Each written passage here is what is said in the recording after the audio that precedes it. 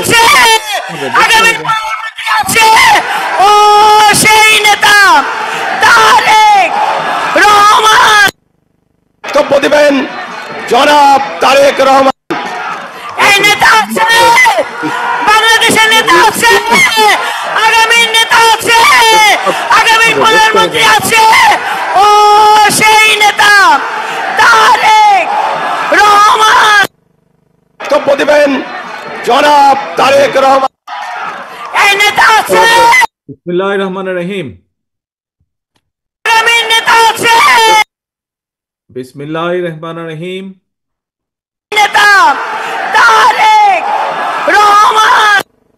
বক্তব্য দিবেন জনাব তারেক রহমান। এই নেতা আছে,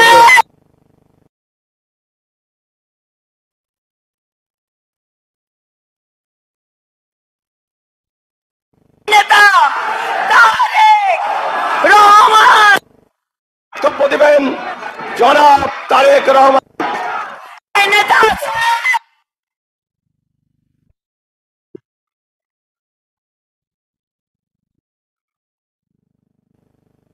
নেতা তারেক রহমান।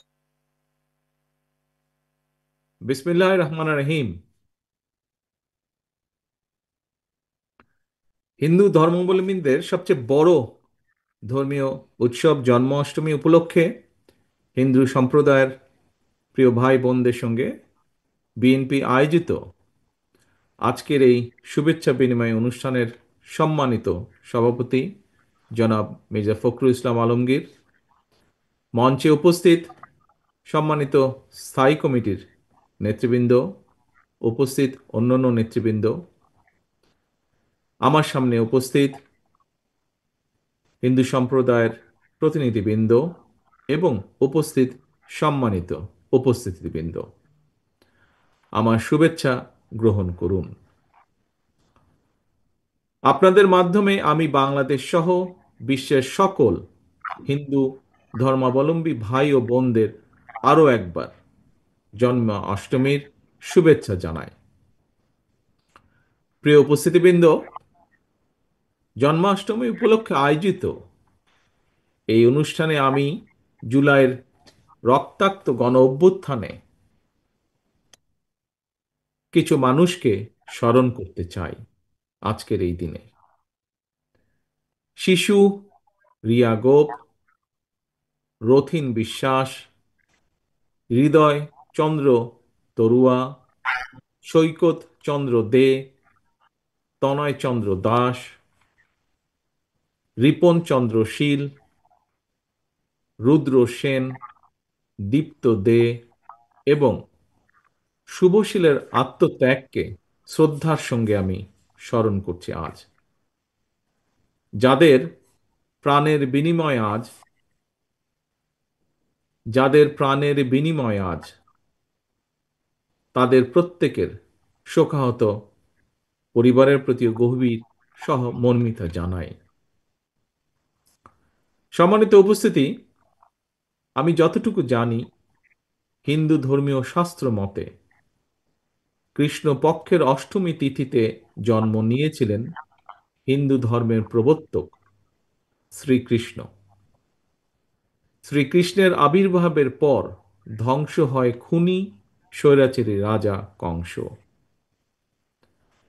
প্রিয় ভাই বোনেরা, গত 1 দশকেরও বেশি সময় ধরে বাংলাদেশের জনগণ কংসরূপী এক ফ্যাসিস্টের দুঃশাসন, অত্যাচার, নির্যাতন দেখেছে। জুলাইয়ের গণ অভ্যুত্থানে হাজারো শহীদদের আত্মত্যাগের মধ্য দিয়ে কংসরূপী ফ্যাসিস্টের কবল থেকে এই বাংলাদেশ এবং বাংলাদেশের গণতান্ত্রিকামী মানুষ মুক্ত হয়েছে। এই স্বৈরাচারের পতনের পর দেশে এখন গণতন্ত্রকে প্রাতিষ্ঠানিক রূপ দেবার যাত্রা শুরু হয়েছে। জনগণের প্রত্যক্ষ ভোটে নির্বাচিত জনপ্রতিনিধিদের দ্বারা জনগণের প্রতি দায়বদ্ধ সংসদ এবং সরকার গঠন না হওয়া পর্যন্ত গণতন্ত্র উত্তরণের যাত্রাপথ কিন্তু ঝুঁকিমুক্ত নয়। প্রিয় ভাই বোনেরা, বর্তমানে ফ্যাসিবাদ মুক্ত বাংলাদেশে রাষ্ট্র এবং রাজনীতিতে জনগণের অধিকার প্রতিষ্ঠার লক্ষ্যে অন্তর্বর্তীকালীন সরকার আগামী ফেব্রুয়ারি মাসে জাতীয় নির্বাচন অনুষ্ঠানের সম্ভাব্য সময় নির্ধারণ করেছে। কিন্তু আমরা খেয়াল করে দেখছি আজকের এই অনুষ্ঠানে কিছু কিছু বক্তা তাদের বক্তব্যেও বলেছেন একটি বিষয়। কি সেই বিষয়টি? সেই বিষয়টি হচ্ছে এই নির্বাচন অনুষ্ঠান নিয়ে কোনো রাজনৈতিক ব্যক্তি বা গোষ্ঠীর বক্তব্য, মন্তব্য কিংবা নিত্য নতুন শর্ত বা শর্তের প্রস্তাবনা সামগ্রিকভাবে জনমনে বিভ্রান্তি সৃষ্টির একটি কারণ হয়ে দাঁড়িয়েছে। প্রিয় ভাই বোনেরা, আপনাদের নিশ্চয়ই মনে আছে অবাধ, সুষ্ঠু এবং নিরপেক্ষ নির্বাচনে ভোট দেবার সুযোগ পেলে জনগণ বিএনপিকে রাষ্ট্র পরিচালনার দায়িত্ব দিতে পারে এই ভয়ে পলাতক স্বৈরাচার বিএনপির বিজয় ঠেকাও এর মতন অন্তর্ঘাতী অপরাজনীতি চালু করেছিল। দেশের নির্বাচনী ব্যবস্থাকেও গত 16 বছর 17 বছর ধ্বংস করে দিয়েছিল। সেটি লোকাল ইলেকশন থেকে শুরু করে জাতীয় নির্বাচন থেকে শুরু করে প্রায় প্রত্যেকটি জায়গায় একই অবস্থা হয়েছিল। তবে আশ্চর্যের বিষয় হলো স্বৈরাচার মুক্ত বাংলাদেশে এবার ক্ষমতাসীন সরকার নয়, বরং ফ্যাসিবাদ বিরোধী আন্দোলনের রাজপথের সহযোদ্ধা কতিপয় রাজনৈতিক ব্যক্তি এবং গোষ্ঠীর আচরণেও সেই পলাতক স্বৈরাচারের সরকারের মতন বিএনপির বিজয় ঠেকাও প্রবণতা লক্ষ্য করা যাচ্ছে। বিএনপির বিজয় ঠেকানোর অপরাজনীতি করতে গিয়ে বিতাড়িত ফ্যাসিবাদী সরকার দেশকে একটি তাবেদারি রাষ্ট্রে, একটি বিশাল বড় জেলখানায় পরিণত করেছিল। বর্তমানে ফ্যাসিবাদ মুক্ত বাংলাদেশেও যারা মনে করছেন নির্বাচন দিলে জনগণ ভোট দিয়ে বিএনপিকে সরকার গঠনে সহায়তা করবে, যারা এই চিন্তা থেকে বিএনপির বিজয় ঠেকানোর জন্য নানা রকম অপকৌশলের বা শর্তের বেড়াজালের আশ্রয় নিচ্ছেন, তাদের দৃষ্টি আকর্ষণ করে বলতে চাই, রাজনীতিকে রাজনীতি দিয়েই মোকাবেলা করুন। জনগণের শক্তির উপরে আস্থা এবং বিশ্বাস রাখুন। বিএনপির বিজয় যদি জনগণ দিয়েই থাকে, সেই বিজয় ঠেকাতে গিয়ে জনগণের রায় প্রদানের পথ রুদ্ধ করবেন না। প্রিয় ভাই বোনেরা, বাংলাদেশে জাতীয় নির্বাচনে পিআর পদ্ধতি নিয়ে অনেকেই অনেক কথা বলেছেন। আমিও এর আগে সংক্ষেপে কিছু কথা তুলে ধরেছি। আজ আবারও সংক্ষেপে আপনাদের সামনে কিছু কথা, দু একটি কথা এ ব্যাপারে আপনাদের সামনে তুলে ধরতে চাই। প্রিয় সম্মানিত উপস্থিতিবৃন্দ, আমরা জানি বিশ্বের অনেক দেশেই হয়তো নির্বাচনে পিআর পদ্ধতি রয়েছে, তবে বাংলাদেশের আর্থ সামাজিক ভৌগোলিক রাজনৈতিক পরিস্থিতিতে পিআর পদ্ধতিতে নির্বাচনের জন্য এখনো উপযোগী নয় বলেই আমরা কম বেশি মনে করি। কাকে কিংবা কোন ব্যক্তিকে ভোট দিয়ে নিজেদের প্রতিনিধি হিসাবে নির্বাচিত করে সংসদে পাঠানো হচ্ছে, অবশ্যই জনগণের সেটি জানার অধিকার রয়েছে। কিন্তু প্রস্তাবিত যে পিআর পদ্ধতি, এই পিআর পদ্ধতিতে কোন ব্যক্তিকে নির্বাচিত করা হচ্ছে, জনগণের সেটি জানার পরিষ্কার কোনো সুযোগ নেই। যে কারণে রাজনৈতিক দল বা ব্যক্তি বা যে কোনো রাজনৈতিক দল বা ব্যক্তি জাতীয় সংসদে কিংবা সরকারে প্রতিনিধিত্ব করতে চাইলে অবশ্যই তাদেরকে জনগণের মুখোমুখি হয়ে জনগণের আস্থা বিশ্বাস অর্জনের মাধ্যমে জনগণের রায় অর্জন করা জরুরি। প্রিয় উপস্থিতি, পিয়ার পদ্ধতি এবং আরো দু একটি ইস্যুতে গণতান্ত্রিক রাজনৈতিক দলগুলোর মধ্যে কিছুটা ভিন্ন মত রয়েছে। এই ধরনের ভিন্ন মত গণতান্ত্রিক বিশ্বে স্বীকৃত। এটি গণতন্ত্রের সৌন্দর্য। তবে বাস্তবতার নিরিখে প্রতিটি ইস্যুই সময়ের সাথে সাথে সুন্দরভাবে সমাধান হয়ে যাবে বা সমাধান করা যাবে বলে আমি বিশ্বাস করি, ইনশাল্লাহ। যার যারা আসন্ন নির্বাচনকে সামনে রেখে পরিস্থিতি ঘোলেটে করার অপচেষ্টা করছেন, এর মাধ্যমে আপনারা হয়তো নিজেদের অজান্তেই গণতন্ত্রের উত্তরণের পথকে বাধাগ্রস্ত করে তুলছেন।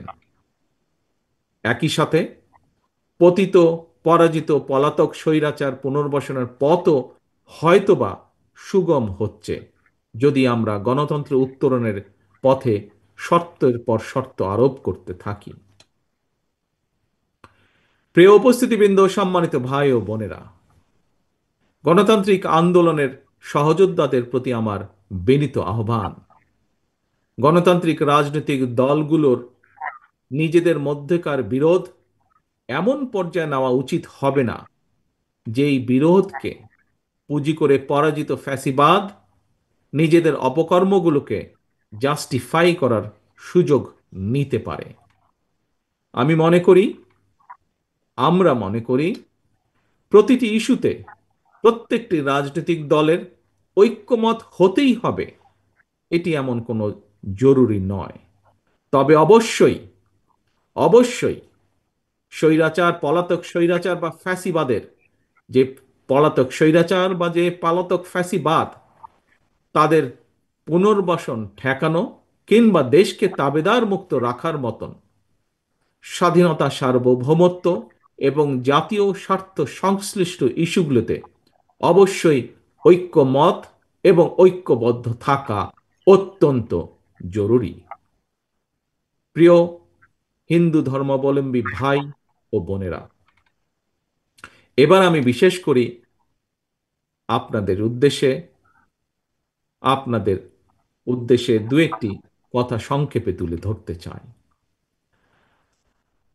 প্রিয় ভাই বোনেরা, আপনাদের ধর্মীয় পরিচয়কে কেউ যাতে নিজেদের হীন দলীয় রাজনৈতিক স্বার্থে ব্যবহার করতে না পারে, সে ব্যাপারে আপনাদের সকলকে আমি সতর্ক থাকার বিনীত আহ্বান জানাই। আমরা দেখেছি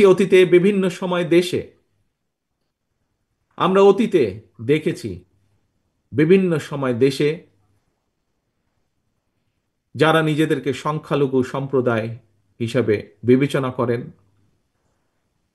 সেই সম্প্রদায়ের উপর কিংবা তাদের ধর্মীয় স্থাপনা অথবা বাসা বাড়িতে হামলার ঘটনা ঘটেছে। এবং এই ঘটনাগুলোকে যদি আমরা পর্যালোচনা করে দেখি, তবে দেখব দু একটি ব্যতিক্রম ছাড়া অধিকাংশ হামলার ঘটনা কোনো ধর্মীয় কারণে হয়নি। বরং আমরা দেখেছি প্রতিটি ঘটনা নিবিড়ভাবে তদন্ত করলে দেখা যাবে অধিকাংশ হামলার ঘটনার নেপথ্য ছিল অসৎ রাজনৈতিক উদ্দেশ্য অথবা অবৈধ লোভ লাভের আশা।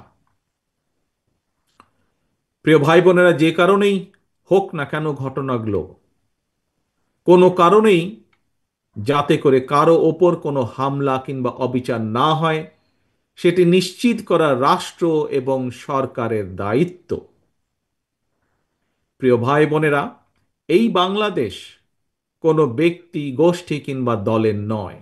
এই বাংলাদেশ আপনার, আমার, আপনাদের, আমাদের সবার।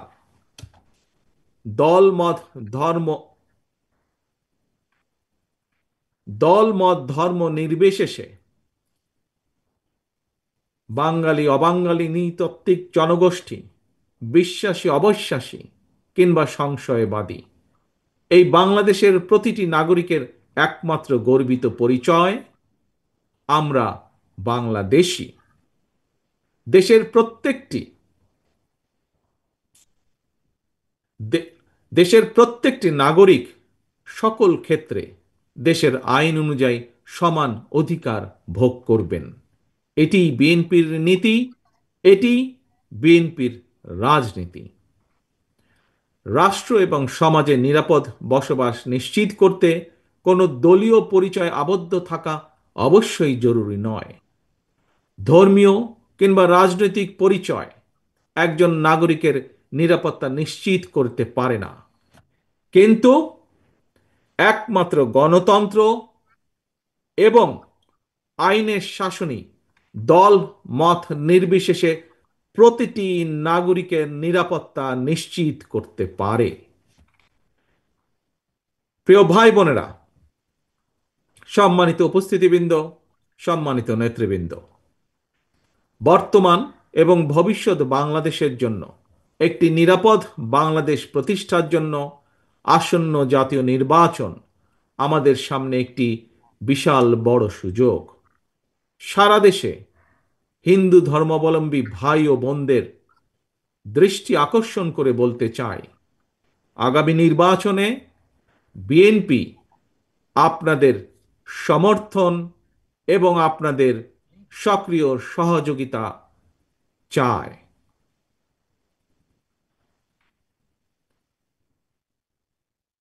প্রিয় ভাই বোনেরা, সবশেষে আবার আমি বলতে চাই, আমি বিশ্বাস করি আপনার আমাদের দল বিএনপি বিশ্বাস করে দল মত ধর্ম দর্শন যার যার, রাষ্ট্র সবার, ধর্ম যার যার, কিন্তু নিরাপত্তা পাবার অধিকার সবার।